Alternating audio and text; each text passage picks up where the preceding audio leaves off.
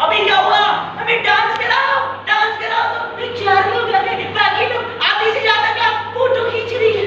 लेकिन मन में चल रहा है, मैं भी होती ना तो करता, तो तेरे को मना किया क्या किसी ने? होता है ना अंदर से आपकी फीलिंग, यार मैं भी करती। भाई साहब कोई मना नहीं करता किसी को आगे बढ़ने से, खुद ही इंसान अपने आप को रोकता है। क्योंकि हमें इस बात से बहुत फर्क पड़ता है कि लोग मेरे ऊपर हंसे, कह रहे हंसने दो यार, मेरे को कौन सा डांस आता है, ये लोग ये कूद रहे थे बंदरों की तरह, हम सब हमें कौन सा आता है, एंजॉय कर रहे थे।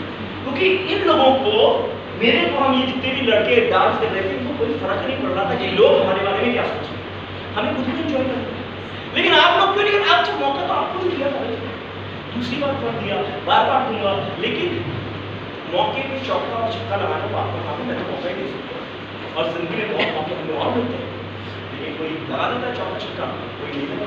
ओके चलिए आगे बढ़ते हैं।